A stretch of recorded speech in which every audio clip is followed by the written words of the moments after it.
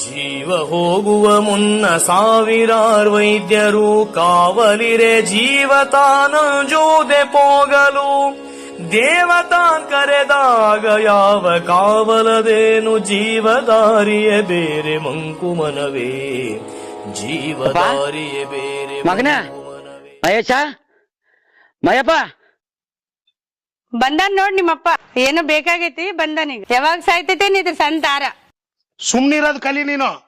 ನಾನು ಇವಾಗ ಬಂದಾನ ನನ್ಗೆ ಗೊತ್ತದ ಹೆಂಗ ನೀನು ಬಂದಾಗ್ಲಿದ್ದ ನಮ್ದು ಏಟ್ ತ್ರಾಸ ಅದಂತೂ ಗೊತ್ತದ. ನಾನು ಏನನ್ನ ಹೇಳಿ ಕಳಿಸ್ತೀನಿ, ಸುಮ್ನಿರೋದ್ ಕಲಿ. ನೀನು ಹೋಗ್ ಕುಂಬಕ್ ಮಾಡೋಗ್ ಮೊದಲು. ಏನನ್ನ ಮಾಡ್ಕೋರಿ ನಿಮ್ ಮನೆ ಬಾರಿ ಇಷ್ಟೇ.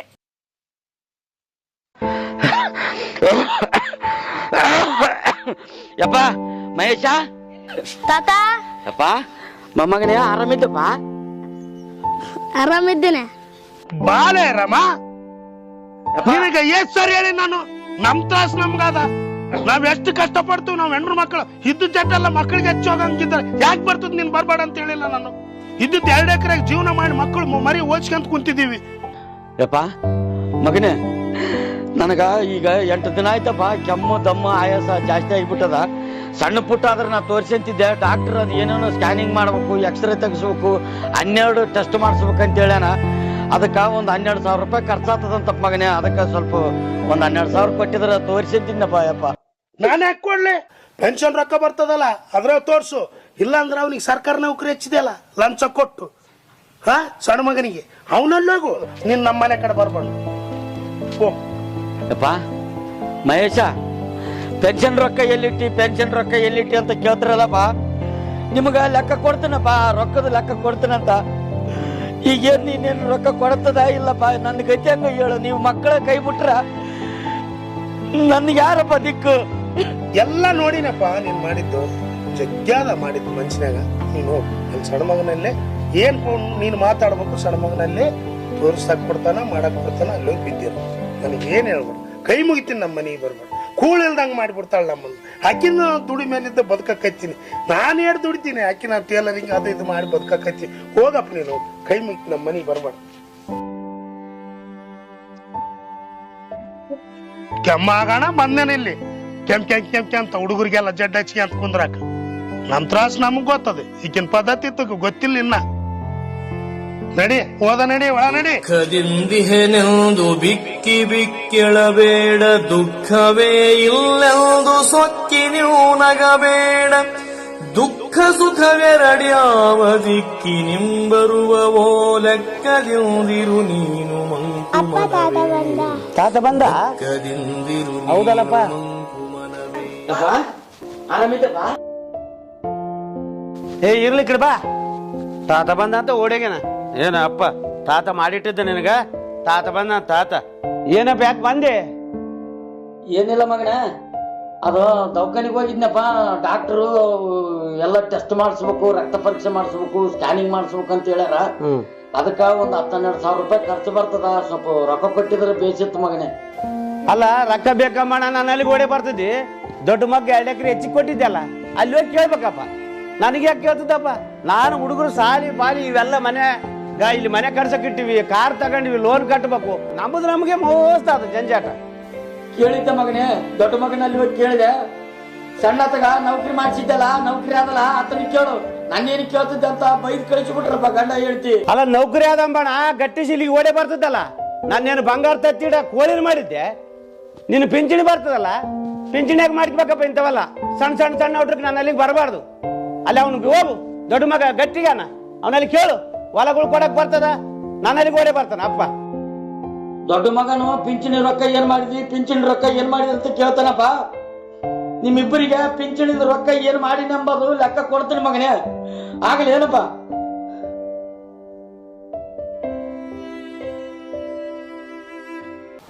ಹೋಗ ಯಾರಾಗಿ ನಮಗ ಮೂಲಾಗ ಎಲ್ಲ ಬಂದ್ ಕೇಸ್ ಏನಲ್ಲ ನೌಕರಿ ಆದಂತ ಪಾಪ ಒಂಬ.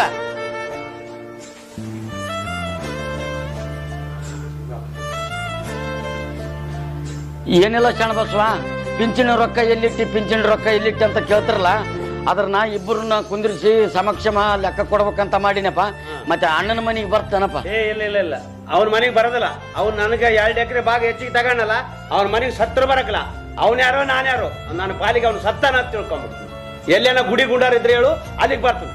ನಾನು ಅವನ ಮನೆಗೆ ಬರೋದಿಲ್ಲ, ಕಾಲಿಡೋದಿಲ್ಲ. ಮತ್ತೇನಪ್ಪ ನಿನ್ ಕಿರಿಕಿರಿ ಸಾಕಾಗ್ಯದಲ್ಲ ನಿನ್ ಕಾಲಾಗ. ಏನಿಲ್ಲ ಮಗನೇ, ಪಿಂಚಣಿ ರೊಕ್ಕ ಎಲ್ಲಿಟ್ಟಿ ಪಿಂಚಣಿ ರೊಕ್ಕ ಎಲ್ಲಿಟ್ಟಿ ಅಂತ ಕೇಳ್ತಿರಲ್ಲಪ್ಪ. ನಿಮ್ ತಮ್ಮನು ಅದೇ ಕೇಳಕತ್ತೇನ, ಅದಕ್ಕ ತಮ್ಮನ ಮನೆಗೆ ಬರ್ತಾನಪ್ಪ. ಅದ್ರದ್ದು ಲೆಕ್ಕಪತ್ರ ಮಾಡೋದಿತ್ತು. ನೀನ್ ನೋಡಪ್ಪ, ನಾನು ಹೇಳ್ತೀನಿ ಇನ್ನೊಂದ್ಸರಿ, ಅವನು ಯಾವಾಗ ನಾವು ಬೇರೆ ಆಗಿವಲ್ಲ ಅವನ ಮನೆಗೆ ನಾನು ಎಡಗಾಲ್ ಚಪ್ಪಲಿ ಬಿಡೋದಿಲ್ಲ. ನೀನು ಅವನ ಮನೆ ಬಿಟ್ಟು ನೀನು ಗುಡಿ ಗುಂಡರ್ದಾಗಿಡು ನ್ಯಾಯಕ್ಕ ಅಲ್ಲಿಗೆ ಬರ್ತಾನೆ. ಅವನ ಮನೆಗೆ ನಾವು ಬರೋದಿಲ್ಲ, ಸಾಧ್ಯ ಇಲ್ಲ. ಮಹೇಶ, ಸಣ್ಣ ಬಸವ, ಬರ್ರಿಯಪ್ಪ ಬರ್ರಿ.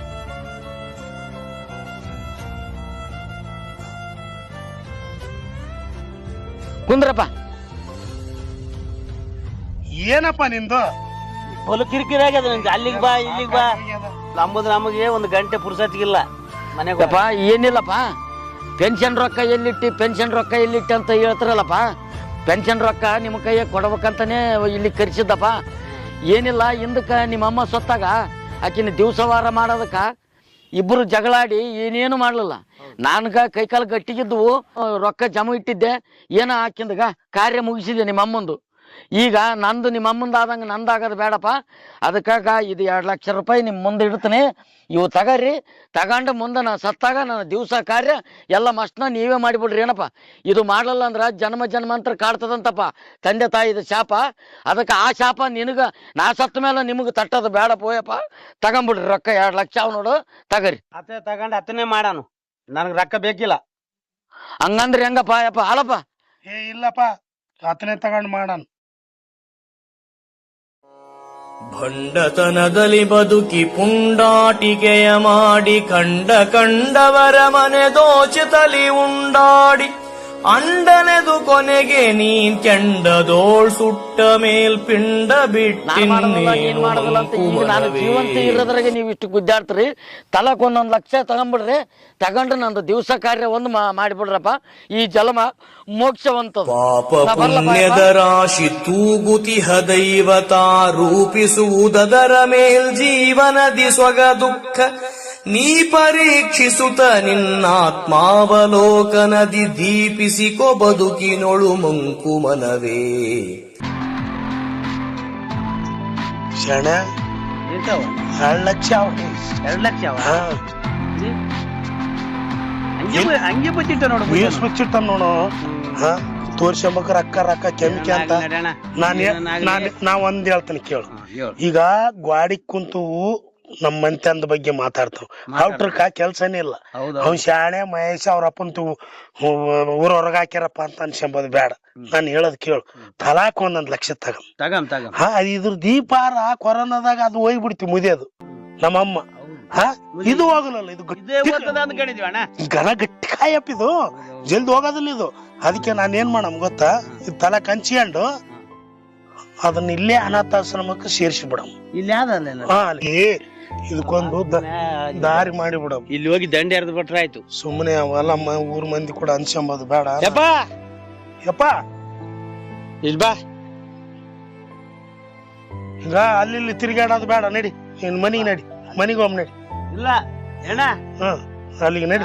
ಆಯ್ತು ನಡಿ, ಬಾ ಅಲ್ಲಿಗೆ. ಆಯ್ತು ನಡಿ, ನಿನಗೆಲ್ಲ ಶುದ್ಧ ಮಾಡ್ತೋತ ಎಲ್ಲ ಕರ್ಕೊಂಡು ಹೋಗ್ತೀವಿ. ಬಾ ಆಗ್ಲಪ್ಪ ಯಪ್ಪ, ಈಗನ ದೇವ್ರು ನಿಮಗ ಕೊಟ್ಟನಲ್ಲ.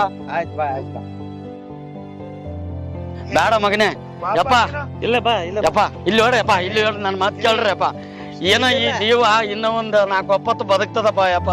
ದಯವಿಟ್ಟು ನನ್ನ ಇಲ್ಲಿ ತಂದು ಬಿಡಬೇಡ್ರು ಯಪ್ಪ. ಯಪ್ಪ 1 ಲಕ್ಷ ರೂಪಾಯಿ ಕೊಟ್ಟು ನಾಯಿ ಸಾಕಿರಪ್ಪ.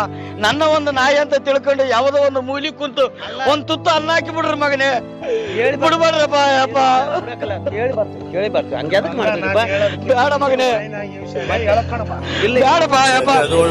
ಯಾವ ದೇಗುಲ ಸುತ್ತಿ ಬಂದರೇನ್ ಮುಗಿಲೊಳಿಹ ಭಾನುಗರ್ಘ್ಯವನೇಸು ಕೊಟ್ಟರೇನ್ ಮಿಗಿಲಾದ ದೈವ ತಾಯ್ ತಂದೆಗಳ ಸೇವಿಸದ ಮಗನಾದೊಡೇನು ಫಲ ಮಂಕು ಮನವೇ. ಮಗನಾದೊಡೇನು ಫಲ ಮಂಕು ಮನವೇ. ಬಾಪ ಇಲ್ಲಿ ಕುಂದ್ರಿ ನೀನು. ನಾನು ಹೇಳ್ದೆ ಇಲ್ಲಿ ಸುಮ್ನೆ ಕುಂದ್ರು, ನೀನು ಸುಮ್ನೆ ಕುಂದ್ರಿ. ಇಲ್ಲಿ ಹೇಳದ್ ಮತ್ ಕೇಳು. ಇಲ್ಲಿಗೆ ವಾಯನ ಮಾಡಿದ್ದಿ ನಮ್ಮನ್ನೆಲ್ಲ ಊರಾಗ. ಸರ್ ನಮಸ್ಕಾರ ಸರ್. ಸರ್ ಇವರು ನಮ್ಮ ತಂದೆ ಸರ್. ನಿಮ್ಮ ವೃದ್ಧಾಶ್ರಮದಲ್ಲಿ ಇಟ್ಕೊಳ್ರಿ. ನಾವು ಇವ್ರದ್ದು ಏನ್ ಖರ್ಚು ಬರುತ್ತಲ್ಲ ಸರ್, ತಿಂಗಳ ನಿಮ್ಮ ಅಕೌಂಟ್ಗೆ. ಸರ್ ತಮ್ಮ ತಂದೆ ಹೆಸರೇನು ಸರ್? ಶಾಮಣ್ಣ ಅಂತ ಸರ್. ಯಾವ ಊರು sir? Khanapur sir. Khanapur sir. ಎಷ್ಟು ಸರ್ ಅವ್ರಿಗೆ ವಯಸ್ಸು? 77 ಸರ್. 77. ಎಷ್ಟು ಜನ ಸರ್ ಮಕ್ಕಳು ನೀವು? ಇಬ್ಬರು ಗಂಡ್ ಮಕ್ಳು ಸರ್. ಯಾಕೆ ಬಂದಿರೋದು ಸರ್ ಈಗ? ಏನಿಲ್ಲ ಸರ್, ಇಲ್ಲೇ ಇರ್ಲಿ ಸರ್. ನಾವು ಮಂತ್ಲಿ ಅವ್ರದ್ದು ಏನ್ ಇರುತ್ತೋ ಅದು ಖರ್ಚು ನಾವು ಕೊಡ್ತೀವಿ sir. Okay sir, okay. Hello Ramana, ಇಲ್ಲೇ ಇರ್ಲಿ. ಇಲ್ಲೊಬ್ರು ವೃದ್ಧರು ನಮ್ಮ ವೃದ್ಧಾಶ್ರಮ ದಾಖಲಾಗಿ ಬಂದಿದ್ದಾರೆ. ಸೊ ಅವ್ರದ್ದು ಅಡ್ಮಿಷನ್ ತಗೊಳ್ಳೋದು, ದಾಖಲು ಮಾಡ್ಕೊಳ್ಳೋದು. ಓಕೆನಾ? ಹಾ ಸರಿ, ಹೋಗಿ ಎಲ್ಲಿಗೆ ಹೋಗ್ ಸರ್? ಒಳಗಡೆ ಹೋಗಿ ನಮ್ಮ ಅಸಿಸ್ಟೆಂಟ್ ಇರ್ತಾರೆ ರಾಮಣ್ಣ ಅಂತೇಳಿ, ಅಲ್ಲಿ ನಾವು ಏನ್ ದಾಖಲೆಗಳು ಕೊಟ್ಟು ಅವ್ರನ್ನ ದಾಖಲೆ ಮಾಡಿ. ಆಯ್ತಾಯ್ತು. ಅಲ್ಲ ರೀ, ನಿಮ್ಗೆ ಜನ್ಮ ಕೊಟ್ಟಿರುವಂತ ತಂದೆ ತಾಯಿ ನೋಡ್ಕೊಳ್ಳಾರ್ದೆ ಇಬ್ಬರು ಮಕ್ಳಿದೀರಾ. ಸೊ ನಿಮ್ ತಂದೆ ತಾಯಿ ನೀವು ನೋಡ್ಕೊಳ್ಬೇಕು, ಮನೇಲಿ ನೋಡ್ಕೊಳ್ಬೇಕು. ಸೊ ಈಗ ಸಮಾಜದ ಸ್ಥಿತಿ ಯಾವ ರೀತಿ ಬಂದಿದೆ ಅಂತಂದ್ರೆ, ಒಡ ಹುಟ್ಟಿದಂತ ಮಕ್ಕಳು ಇವತ್ತು ತಂದೆ ತಾಯಿನ ವೃದ್ಧಾಶ್ರಮ ತಂದು ಬಿಟ್ಟಾಗ, ಸೊ ನಾವು ಇಲ್ಲಿ ವೃದ್ಧಾಶ್ರಮದಲ್ಲಿ ಇರುವಂತವ್ರು, ಸೊ ಅನಾಥರಿಗೆ ಮಾತ್ರ ಇಲ್ಲಿ ನಾವು ಆಶ್ರಯ ಕೊಡ್ತಾ ಇದೀವಿ. ನೀವು ಮಕ್ಕಳಿದ್ದು ಸೊ ತಂದೆ ತಾಯಿ ನೋಡ್ಕಕ್ ಆಗಲ್ಲ ಅಂತ ಹೇಳಿ ತಂದು ಬಿಡ್ತಿರಲ್ಲ. ನಿಮ್ ಜನ್ಮ ಎಂತದ್ದು? ಈ ಸಮಾಜದ ಒಂದು ಸ್ಥಿತಿ ಎಲ್ಲಿಗೆ ಹೋಗಿದೆ? ಜನ್ಮ ಕೊಟ್ಟಂತ ಒಂದು ತಂದೆ ತಾಯಿನ ಇವತ್ತು ವೃದ್ಧಾಶ್ರಮಕ್ಕೆ ಸೇರಿಸ್ತಿದ್ದಾರೆ. ಹೋಗಿ ನಿಮ್ ಕರ್ಮ ನಿಮ್ ಧರ್ಮ ಏನೋ ಮಾಡಿ ಇವತ್ತು ನಿಮ್ಮ ತಂದೆನ ತಂದು ಬಿಡ್ತಾ ಇದ್ದೀರಾ. ಹೋಗಿ ಅಲ್ಲಿ ಹೋಗಿ ದಾಖಲು ಮಾಡಿ, ಹೋಗಿ ಹೋಗಿ. ಅಣ್ಣ, ಇವ್ರು ಸಾರ್ ಏನ್ ಹಿಂಗನಕತ್ತಿರಲ್ಲ? ಹಂಗೆ ಅಂತಾರ. ತಿಂಗಳ ರೊಕ್ಕ ಬಿಟ್ಟು ಹಾಕಿದ್ರ ಆಯ್ತು, ಸುಮ್ಮನೆ ಇರ್ತಾರ. ಬಾರ ಏನಕ್ ಬರ್ತದಿಲ್ಲ ಏನು ಎಲ್ಲ ಅಲ್ಲಿ ಊರು ಸತ್ಯಮಿಥ್ಯಗಳೆರಡ ನಿತ್ತುತ ಕಡಿಯೊಳಗೆ ಎತ್ತವಲುವೆಂದು ತುಸು ಚಿತ್ತಾಯಿಸುತ್ತ ನೋಡೆ. ಸತ್ಯ ಕೆಳಗಿಳೆಯಿತು ಮಿಥ್ಯ ಮೇಲಾಯ್ತಿದರ ತಥ್ಯ ಸತ್ಯವೇ ತೂಕ ಮಂಕುಮನವೇ. ತಥ್ಯ ಸತ್ಯವೇ ತೂಕ ಮಂಕುಮನವೇ. ಸರ್. ಸಾಬ್ರು ಫೋನ್ ಮಾಡಿದ್ರ ಸರ್, ಕೆಳಗ್ ಹೋಗಿದ್ವಿ ಸರ್. ಹೌದೌದು, ಚಾಮಣ್ಣ ಅಂದ್ರೆ ನಮ್ ನಮ್ ತಂದೆ ತಂದೆ ರೀ. ಹೌದಾ? ಇದು 3ನೇ ಬೇದಿ ಕರ್ಕೊಂಡವ್ರಿಗೆ ಬಂದದ್ನ. ಅವನ್ ಹಿಂಗ ಇವನ್ ಹಾಂಗ ಎನ್ನುತ್ತಲಿ ಸಮಯವನು ಸವೆಸುತ್ತಲಿ ನೀನ್ ಹ್ಯಾಂಗ ಎನ್ನುವುದೇ ಮರೆತಿರುವಿ. ಅವಗುಣವ ಬಿಟ್ಟು ನಿನ್ನಂಗ ನೀನಿರುತ್ತಿರಲು ಅವರಿವರಿಗಾದರ್ಶ ಮಂಕುಮನವೇ. ಅವರಿವರಿಗಾದರ್ಶ ಮಂಕುಮನವೇ. ಕುಂತು ಭಾಷಣ ತಡಿ ಇನ್ನ 10 ನಿಮಿಷ. ಪಾಪ ಹಂಗ ಯಾಕೆ ಮಾಡ್ತದೆ ಯಪ್ಪ? ಇಲ್ಲೇ ನೋಡು ನಿಂದು ಮಂತ. ನಾವಿಲ್ಲಿ ಕಿರಿಕಿರಿ ಮಾಡಕ್ಕೆ ಬೇಡ. ಸಾಬ್ರಿಗೆ ಫೋನ್ ನಂಬರ್ ಕೊಟ್ಟಿರ್ತೀವಿ, ಮಾಡ್ತಾನೆ. ತಡಿ. ಇಲ್ಲ ಆರಾಮಿರು. ಬ್ಯಾಗ್ ಅಲ್ಲಿ ಇಟ್ಟಿ ನೋಡು, ಗುಳಿಗೆಗೆ ನಾವು ನೋಡು ಬೇಕು. ಇಲ್ಲ ಇಲ್ಲೇ ಇರ್ತೀವಿ ಮಗನೇ. ಇಲ್ಲೇ ಇರ್ತೀವಿ. ಹೊರಗ ಸಾಬ್ರಿಗೆ ಫೋನ್ ನಂಬರ್ ಕೊಟ್ಟಿವಿ, ಇರು ಆರಾಮಿರು. ಗುಳಿಗೆಗೆ ನಾವು ನೋಡಿದ್ರ ಭಾಷಣ ನೀನು ನಡೆಯವು ಅವು ಎಲ್ಲ ತಿಂಗಳ ರೊಕ್ಕ ಹೋಗದ್ರ ಆಯ್ತು, ಆರಾಮ ಇರ್ತಾನ. ಇರ್ಲಿ ನಡಿ.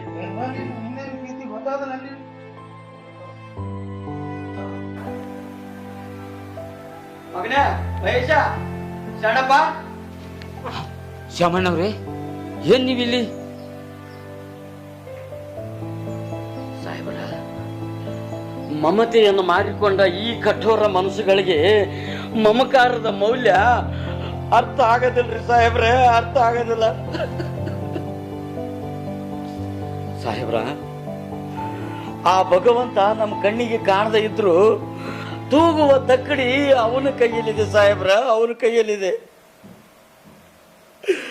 ಇರ್ಲಿ ಶ್ಯಾಮಣ್ಣವ್ರೆ, ನಮ್ಮಂತ ಒಳ್ಳೆ ಗುಣ ಇರೋರಿಗೆ ಆ ದೇವರು ಪರೀಕ್ಷೆ ಮಾಡೋದು. ನಾಶ ಹೊಂದುವ ದೇಹದೊಳಗಿದ್ದು ಜೀವತ ಬೇಸರಿದು ಬೇಸರದೆ ಈಸಿ ಭವಸಾಗರದಿ ಸೋಸಿ ಕರ್ಮವನಿಲ್ಲಿತ ಸರಿದು ಪೋದ ಮೇಲ್ ಈಶವಕ್ಕೆ ಬೆಲೆಯಲ್ಲಿ ಮಂಕುಮನವೇ. ಈಶವಕ್ಕೆ ಬೆಲೆಯಲ್ಲಿ ಮಂಕುಮನವೇ. ಸರ್, ನಮ್ಮಪ್ಪನ ಹೆಸರು ನಿಮಗೆ ಯಾವ ಗೊತ್ತು ಸರ್?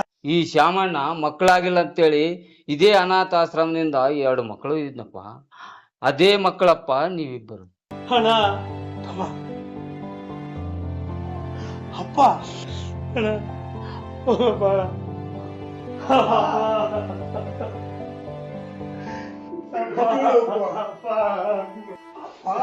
ಮಕ್ಕಳೇ, ಯಪ್ಪ ಎದ್ದೇಳ್ರಪ್ಪ. ಯಾಕ ಎದ್ದೇಳ್ರಪ್ಪ?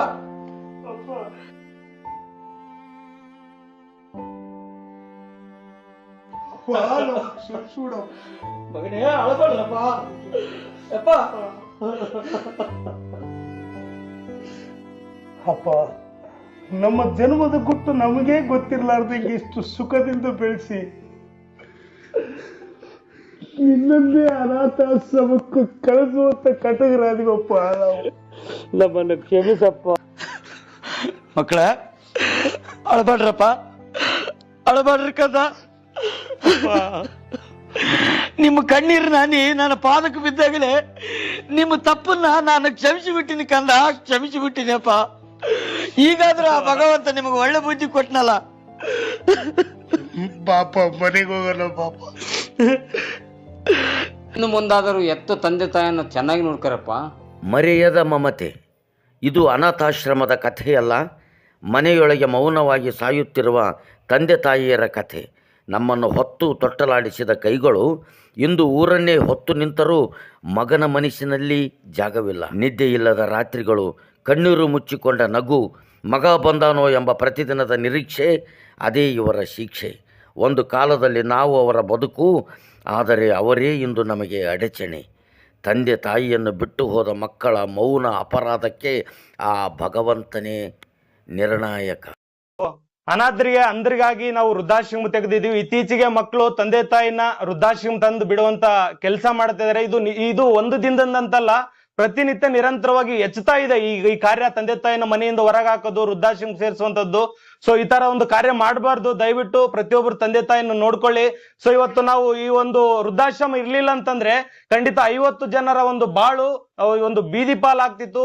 ಹೊಳೆನೋ ಬಾವಿನೋ ಕೆರೆ ನೋಡ್ಕೊಳ್ಳುವಂತ ಪರಿಸ್ಥಿತಿ ಬರ್ತಿತ್ತು. ಆದ್ರೂ ಸಹ ಇವತ್ತು ನಮ್ಮ ಸಂಸ್ಥೆಗೆ ಸೊ ಇಂತ ಒಂದು ತಂದೆ ತಾಯಿನ ಕರ್ಕೊಂಡ್ ಬರ್ತಾ ಇದಾರೆ, ಅವ್ರು ನೋಡ್ಕೊಳ್ತಿದೀವಿ. ಸೊ ದಯವಿಟ್ಟು ಎಲ್ಲರನ್ನ ತಂದೆ ತಾಯಿನ ಗೌರವಿಸಿ ಅವ್ರು ನೋಡ್ಕೊಳ್ಳಿ ಅಂತ ಕೇಳ್ಕೊಳ್ತೀನಿ. Thank you. ಸೃಷ್ಟಿ ಸಾಗರದಿ ನಾವೆಷ್ಟು ತೃಣ ಮಾತ್ರರೋ, ಸೃಷ್ಟಿಸಿದನಾತ ಎಂತೆಷ್ಟೋ ಸಾಗರವಾಂ. ದೃಷ್ಟಿಯೊಳಗೆಲ್ಲರನ್ನು ಇಟ್ಟು ರಕ್ಷಿಸುತ್ತಿರುವ ಸೃಷ್ಟಿಕರ್ತಗೆ ನಮಿಸು ಮಂಕುಮನವೇ, ಸೃಷ್ಟಿಕರ್ತಗೆ ನಮಿಸು ಮಂಕುಮನವೇ.